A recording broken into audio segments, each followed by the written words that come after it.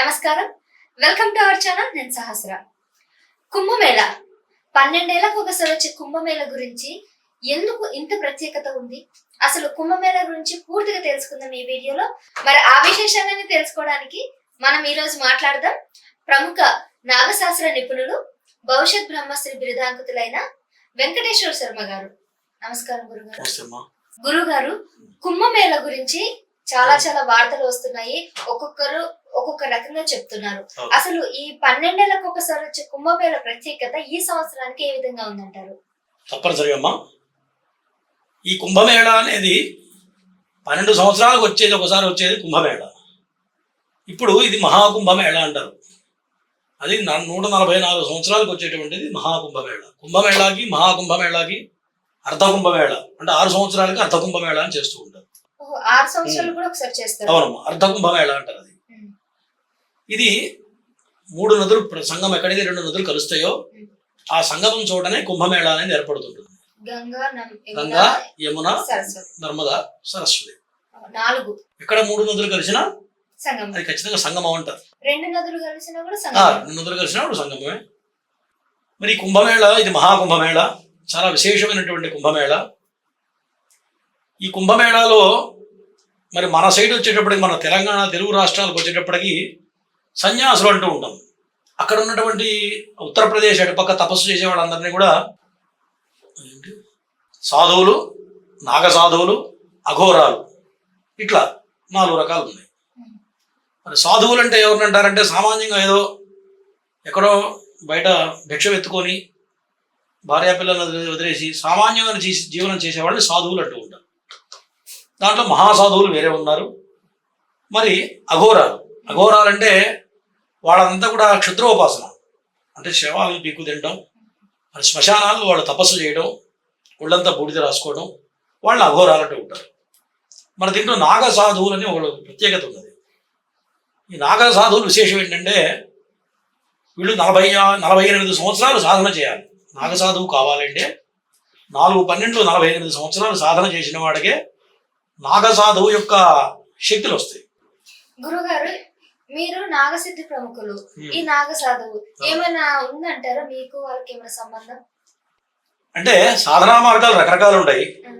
మన సైడ్ చేసే సాధన వేరు, అటుప్రక్క ఉత్తరప్రదేశ్ చేసే సాధన వేరు, మన దక్షిణ భారతంలో చేసే సాధనలు వేరు.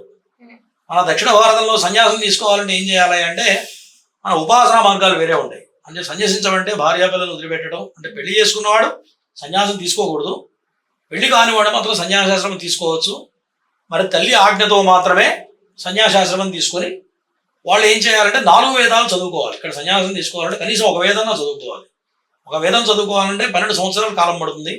తర్వాత తర్కం చదువుకోవాలంటే 4 సంవత్సరాలు పడుతుంది. న్యాయశాస్త్రం చదువుకోవాలి.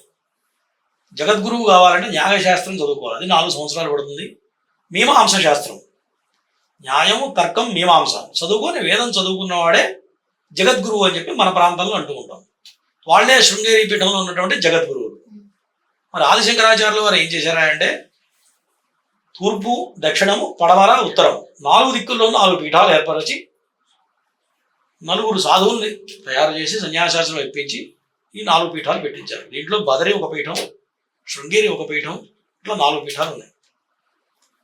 మరి దీంట్లో ప్రధానమైనటువంటి శృంగేరి జగద్గురు పీఠం. ఎవరికి ధర్మశాస్త్రం తేడా వచ్చినా, ఎక్కడైనా ఎవరికైనా సందేహం వస్తే, దేశంలో ఎవరికి ఎటువంటి సందేహం వచ్చినా సందేహం తీర్చేవాళ్ళు ఎవరయ్యా అంటే శృంగేరి జగద్గురుడు భారతీయ తీర్థానంద స్వామి వారు ప్రధానం.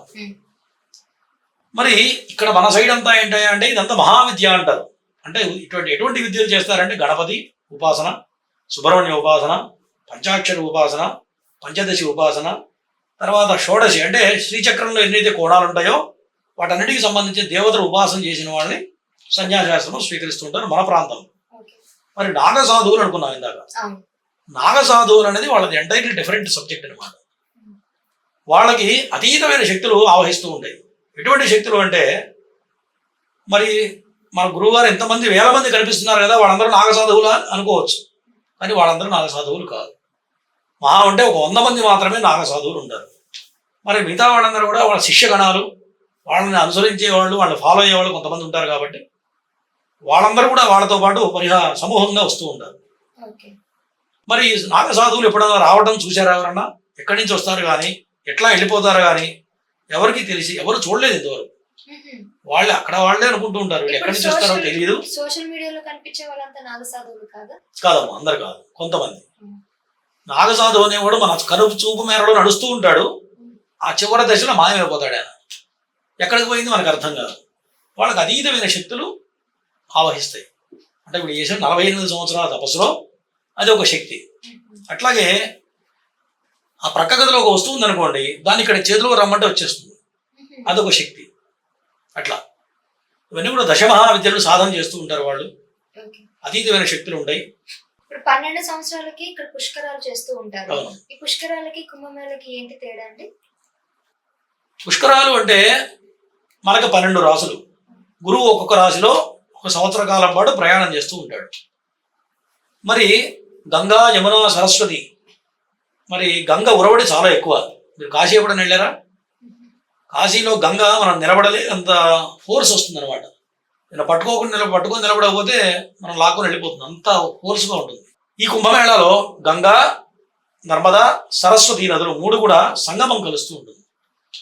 అక్కడ చేయడం చాలా విశేషం. పిండ ప్రదానం చేసిన త్రివేణి సంగమంలో గనక పిండ ప్రదానం చేస్తే మరుజన్మ ఉండదని చెప్పి శాస్త్రం చెబుతుంది. అక్కడ తల్లి గతించిన వాళ్ళు, చనిపోయిన వాళ్ళకి పిండ ప్రదానం చేసిన హస్తికలు తీసుకెళ్లి కలిపితే కూడా వాళ్ళకి మరుజన్మ ఉండదు అని శాస్త్రం చెబుతుంది. మరి మన కాళేశ్వరంలో కూడా ఈ గోదావరి, గంగా 2 కలుస్తాయి. ఆ 2 కలిసిన సంగమమే ఇది కూడా విశేషం. మరి అక్కడికి వెళ్ళలేని వాళ్ళు మన కాళేశ్వరంలో కనుక ఈ యొక్క స్నానాదులు చేసినట్లయితే ఆ నదీ సంగమంలో స్నానం చేసినట్టు ఫలితం వస్తుందని చెప్పి మన తెలంగాణ రాష్ట్ర ప్రభుత్వం కూడా ఆల్రెడీ డిక్లేర్ చేసింది. మరి ఇటువంటి మహాకుంభమేళాలో ఆ నాగసాధువులు రావడం అనేది విశేషం. వాళ్ళు ఏం చేస్తారంటే ఈ కుంభమేళాలో తెల్లవారుజామున బ్రహ్మముహూర్తంలో తపస్సు చేయడం, మరి ఆ త్రివేణి సంగమంలో స్నానం చేయడం, ఈ రకమైనటువంటి క్రియలు చేస్తూ వాళ్ళు అక్కడ కొన్ని ఉద్బోధాలు చేస్తూ ఉంటారు. కొన్ని గుడారాలు వేసుకొని మరి సామాన్యులకు అందరికీ కూడా ఆ దేవుడి గురించి, వాళ్ళ యొక్క ఆచారాల గురించి వాళ్ళందరూ ఎడ్యుకేట్ చేస్తూ ఉంటారు. అది చాలా విశేషం. మరి వాళ్ళందరూ కూడా గొప్ప గొప్ప సన్యాసులు. వాళ్ళ దృష్టి మన మీద పడినంత మాత్రం చేతనే మనం దరిద్రం అంతా కూడా పటాపంచలు అయిపోతుంటారు. అటువంటి శక్తి సంపన్నులు ఉంటారు. మరి వాళ్ళు ఎట్లా ఉంటారా అంటే మనం కనుక్కోలేము. ఎందుకంటే మహానుభావులు దేశంలో చాలా మంది ఉన్నారు. వాళ్ళు మహానుభావులను చెప్పుకోవాల్సిన అవసరం వాళ్ళకు ఉండదు. కాబట్టి ఏ పుట్టలో ఏ పాము ఉందో మనకు తెలియదు. కాబట్టి అటువంటి సన్యాసులు దర్శనమైనంత మాత్రం చేతనే మనకి ఎంతో మంచి మంచి సత్ఫలితాలు వస్తాయి. మరి వాళ్ళు స్నానం చేసిన తర్వాత అదే గంగలో మనం స్నానం చేసినట్లయితే విశేషమైన శక్తులు, సకల దేవతలు, సకల తీర్థాలు ఆ యొక్క త్రివేణి సంగమానికి వస్తాయి అన్నమాట. ఈ 12 రోజులు కూడా, ఈ 40 రోజులు కూడా. కాబట్టి ఇది మహాకుంభమేళ అన్నారు. ఈ మహాకుంభమేళలో వాళ్ళు ఏం చేస్తారంటే కుంభంతో నీళ్లు తీసుకొస్తూ ఉంటారు. వాళ్ళు ఎక్కడైతే తపస్సు చేస్తారో వాళ్ళు హిమాలయాల్లో, పర్వతాల్లో, పెద్ద పెద్ద గుహలలో కూర్చొని తపస్సు చేస్తూ ఉంటారు.